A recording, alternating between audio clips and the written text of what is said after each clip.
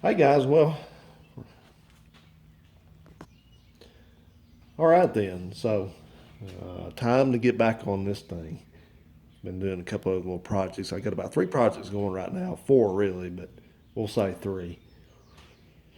But I wanted to show you what's going on with this rear axle. This is out of this '98 Cub Cadet. I think it's a '98, could be a '99, but it's one of those 2 years. But it's a 3000 series, and it suffers from an axle leak. That's something that's pretty common on these, apparently. So I decided to dig this thing apart and get into it and see if I could figure out what's going on with it. So, as you saw in the last installment, I got this thing out and uh, sort of dropped it, but not very far. But I was looking it over, and the axle's in good shape. There's nothing really wrong with the axle itself. Where the bearings ride on here is okay. It's not worn down. It's not got a ring or groove in it or anything like that from the seals. So that didn't really explain why this thing was pouring fluid out down the right hand axle shaft. One thing I did notice, I'm going to have to research this to make sure this is right. But when I was messing with this thing, this is a limited, well, it's not limited slip, it's a locking rear axle. It's got a little unit over here. Hopefully I don't roll this thing off the bench here, but this is the locking rear axle. It's a mechanical. You ever seen one of those, sort of like one of those, they used to have one for a Ford rear end called a track lock or something like that, not traction lock. It was some other kind of aftermarket, but this thing has just got cogs in it that this piece here does. And you mechanically, you push your foot down on a foot pedal up there where you're at, and it mechanically pushes this thing in, and it's got little openings where it just locks in, and you let off of it and it unlocks. So if you get stuck or something. But one thing I noticed that I didn't like about this at all, and I don't know if this is normal. I'm gonna have to check it out. But look how much this axle moves in here. So it could be fine, but I'm gonna just double check that. But let me grab these bearing blocks real quick.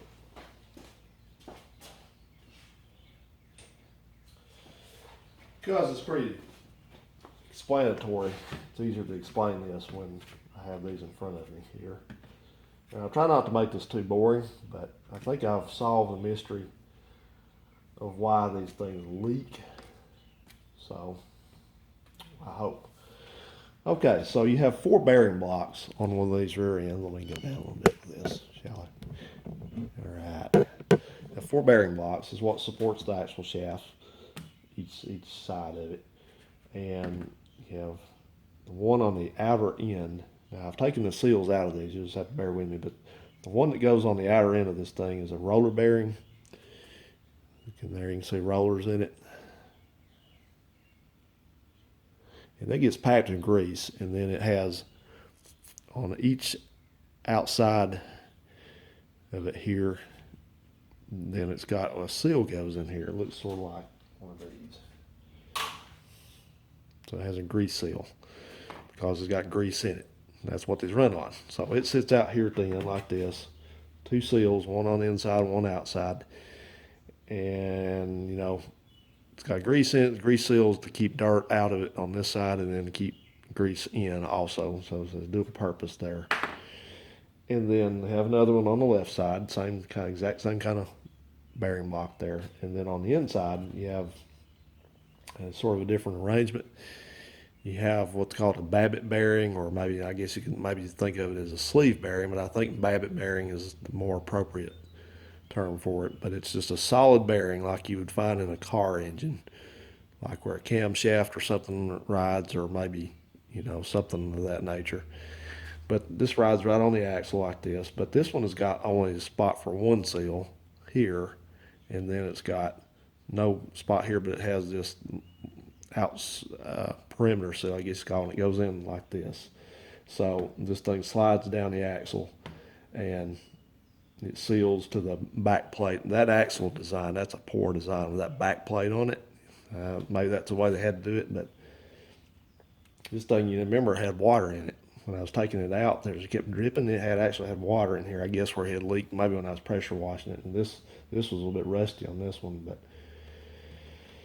anyway, so it's neither here nor there, I guess. So that's what supports this thing, and we know this one's got grease in it, and this one is lubricated by the oil from the transmission. The oil that's in here lubricates the transmission and the rear end. So it has access, if you will, to this Babbitt bearing. So it's got oil coming in. It doesn't want to go around it. It doesn't need to go around this bearing block. But this is the only seal. It's got this seal here, goes in, and that's the only thing keeps the oil from going past this thing through the bearing. So just remember, this thing's got oil in here all the time, whatever this type of oil this thing uses, not grease. Okay, don't make that mistake. The ones on the outside, they call them dry, but they're not dry, of course. They got lube. But this is a greased bearing with 2 seals. And the one that's only got one little seal here, that's an oil bearing. So we know that. That's what we know. That's the information. That's a fact. And that's it. So I was looking at this axle, and since I told you just now, I said it's in good shape. It is. There's nothing wrong with it. I can't catch my fingernail on anything. It had a little bit of pitting where there's a little bit of rust over here, but it was outside of the seal surface. So I'm not really concerned with that. But it is just, otherwise, it is smooth as a baby's bottom.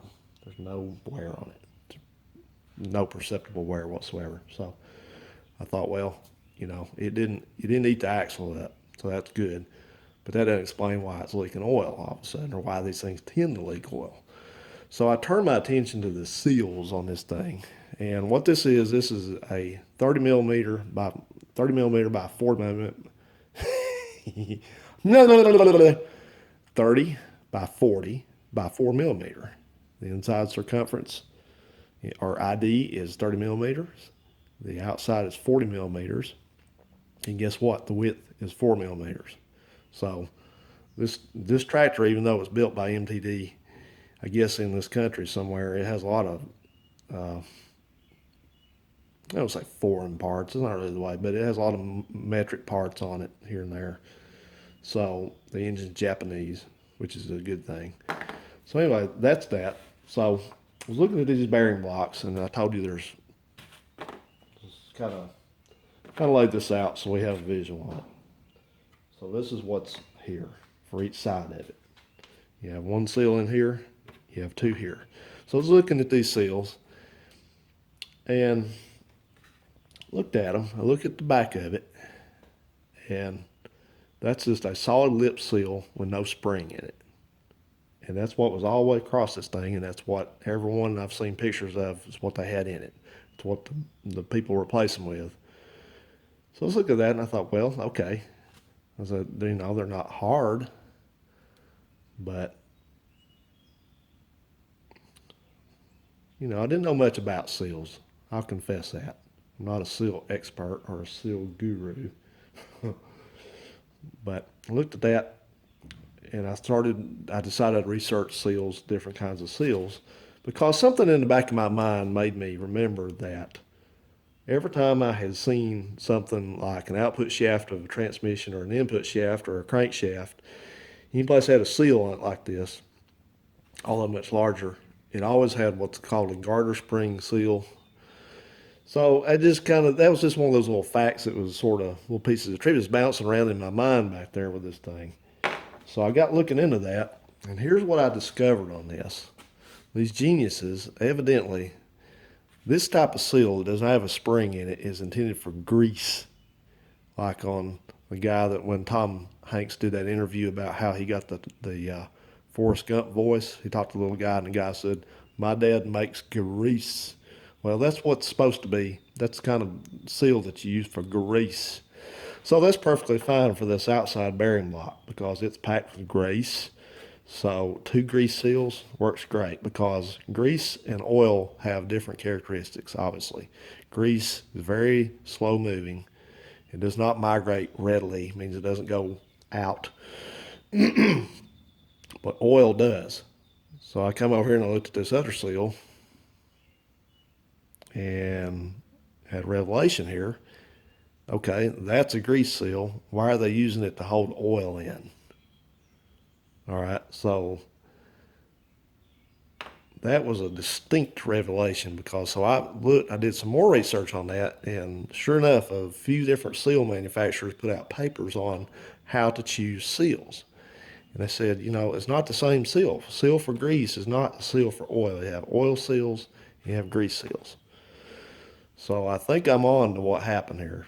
MDD or Cub or whoever's responsible for engineering this axle cheaped out, or they didn't know what they were doing, or they just thought, they didn't care. I don't know.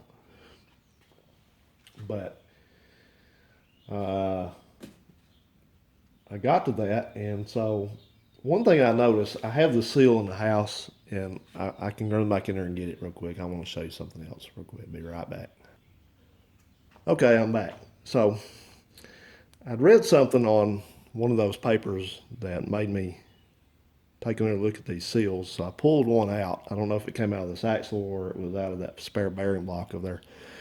But this is not going to be real easy to see, and I understand that. I'm sorry. But I noticed they said something about the seal when it sits in one position, this kind of seal without a positive spring in it, that it can deform.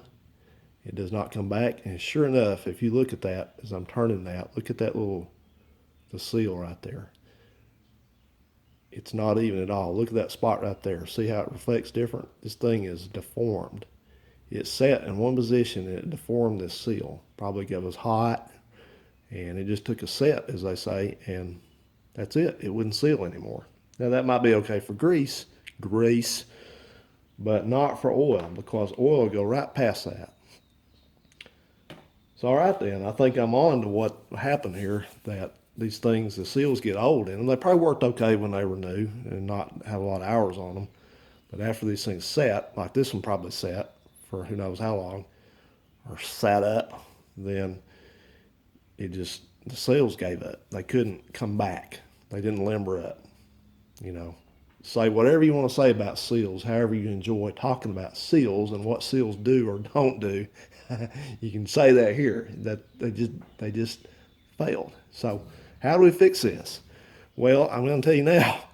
It took me a while to find these seals because Cub does not want to sell you. They've refused to sell you the seals for this thing. Even though the seals just come right out of these, they don't want to sell them because they want to sell you a $50-something, whatever it is now, bearing block. 4 of them, $200. And I'm not doing that because I already knew you could take these out. I did some research. I do a lot of research. When I work on something, fully a third of my time is spent researching what I'm doing and the parts I need and where they're at, who sells them, what works the best. So that's what I do. I don't just slap stuff together. That starter over there, I just got done building. That thing is perfectly done starter with every last piece in it returned right back to the way it's supposed to be. So I'm very detailed about stuff like that. Used to not be. I was a terrible mechanic, used to be. But all right, so let's get down to it. I'm going to take these out of here so I don't get them mixed up, put the wrong ones back in it. But let me say something else real quick. I've said this already, but I don't know if I said it on the video. This is sealant, RTV, whatever you want to call it, on the outside of a seal. Don't do this. Don't do this because this is a seal that is designed, and it looks like 2 seals, doesn't it? Does that not look like 2 seals made together? What is this? Oh my God. What has happened here? Yes, it is. Yes, it is. Somebody has glued 2 damn seals together on this thing.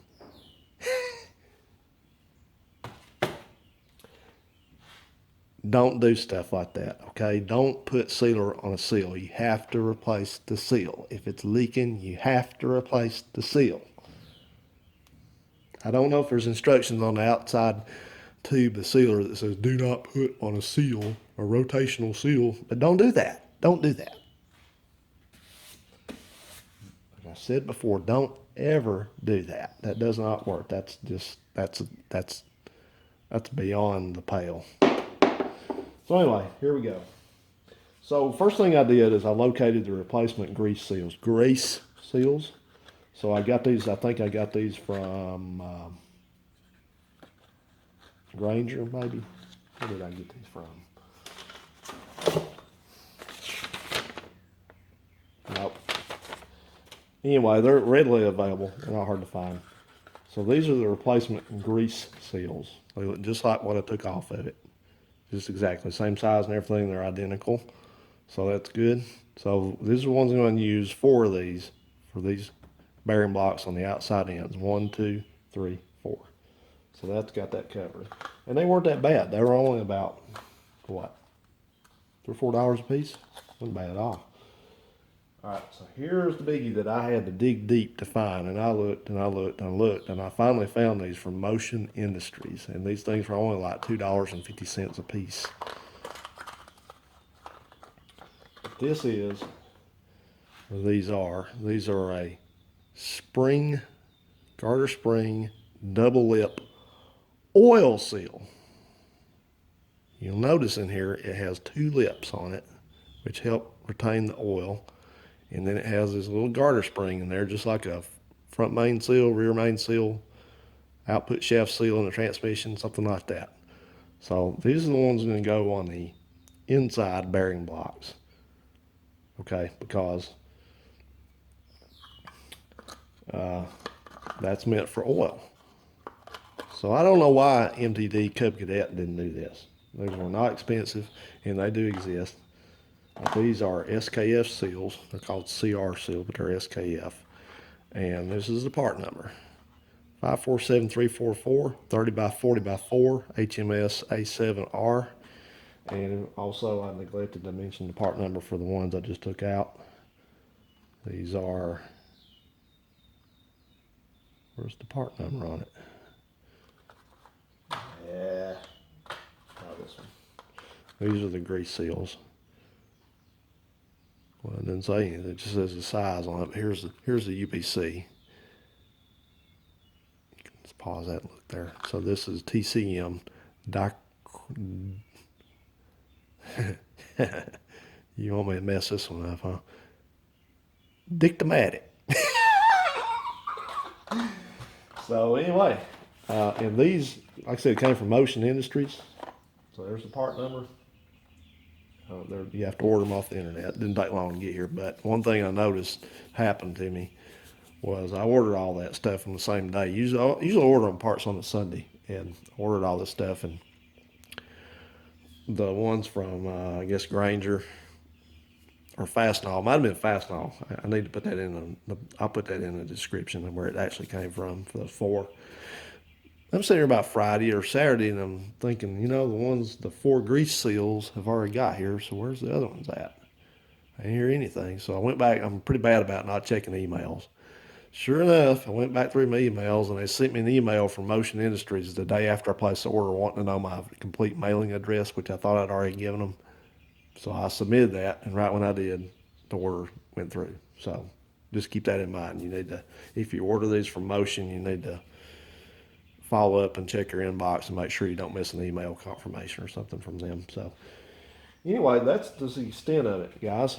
I think that's going to fix this thing, or it should definitely prolong any more oil leaking events. But it's definitely important to check your axle, because if you have a groove worn in this thing, then I don't know how it's important it's going to be if it's out here, but if you have one in here, then you're going to have to probably get another axle, because a seal, it depends on the factory spec here. So, but that one's fine though. So that should be good. So we're going to try this. Everything you do like this that you experiment on that the factory didn't do, then you're setting yourself up for a fail. And this may fail, but I think it's going to be fine, because this is not oil that's under pressure. And I think that I don't plan for this lawnmower to sit any length of time except over the winter. But all we can do is do it and see what happens. So if you've got into one of these, or you're going to get into one of these mowers, these 98, 99s, and possibly later, there's a different version of the 3000 series, and I don't know if they all suffered this problem or if they fixed them later on. But if you're dealing with one of these things and you need to replace the seals in, then give this a shot. Try this, and I think this is going to actually solve this from happening again, because I don't think a grease seal is ever going to work right in there. The factory The factory did a boo-boo in these things, unfortunately, if you ask me. But I'm just a backyard mechanic, so I'm not the engineer that put this thing together. But we're going to try it. We're going to see what happens, and this was a cheap thing to try anyway. It just a lot of disassembly, and this thing's not hard to work on. So I'm going to clean it up a bit. I'm going to make sure that that's supposed to happen with that axle end. I guess there's supposed to be play in that. That seems awful strange to me. I don't think it ought to, but I guess they did. And another thing too, one thing about these seals is that these bearing blocks are not super tight on here. You can move them a little bit. There's a little bit of slop in them, and they're all like that. I mean, this is not, we're not talking about something's going 60 miles an hour, so it's not critical, but they do move around. See, that one rattles a little bit too. It's just the nature of the beast on it. So you're going to have, like I said, I don't much worry about that because every axle's got grease in it. It's going to seep a little bit. I don't care about that. It's not going far if it does, but this is the one that it cannot leak because it goes right down that axle tube and it washes this one slowly, but it does. It washes the grease out of this one. So anyway, so all right. Well, I'm going to clean these bearing blocks up thoroughly, and I've got some sealer to go in on this to seal it all up again. So we're going to put it back together. I don't know necessarily if I need to show a lot of putting it back together. It's just going to be the reverse. There's no real torque. The only thing really I probably will show will be torquing the plate and sealing the plate and everything back up on the rear end. I'll show you that because there may be a pattern to it, and there may be, I'm sure there's a torque spec to it. But whoever did that job before, if it was the factory or somebody else, they didn't do a very good job of it. So we tried to do better. All right, guys, I know it's stretched out a little bit. I hope this is going to help somebody, and I always thank you for watching. And keep watching on this thing. We're going to get this old mower back together soon. We get the axle back together, then we're going to see if we can get it running. That sounded a little sticky, didn't it? I don't have my tripod. I tell you, I can do a lot of stuff on mechanical stuff, but I still haven't learned how to operate a tripod very well. So yeah, to quote one of my YouTube friends, I always enjoy watching his videos and figure out who it is. If you want to see this neat old lawnmower out in the yard mowing again, then think about subscribing. He's a great guy. I get a kick out of his videos, like following him. And you're probably wondering also, if you followed my channel, my other projects, you're wondering what's going on with this car out here. I'm kind of in a, you see I've got the glass all cleaned up and it's sitting front and rear, but this thing's just kind of sitting idle right now. Well, the only thing with this is that I haven't determined who does glass around here that's good, because this has a gasketed front and rear window, so it takes somebody that knows how to do one of these. I don't know how to do them. I can learn, but I don't have an unlimited supply of glass to break in the process. So I need to find who's good at this, whether it's a business or an individual. I'm going to locate that. I may have to put this thing on a trailer and take it to them. I don't know yet, but that's about it. We're going to get the glass back in, and so we'll move on and get this thing back on the road. I can't wait. I've just been, like I said, I've been consumed with a lot of other stuff right now. So, we're not having any car shows this year with this pandemic thing going on. Then, there's no extreme rush, I guess. But anyway, enough of that. I'm rambling. So, anyway, thanks for watching. And most of all, thanks for checking out my rear end. See you around.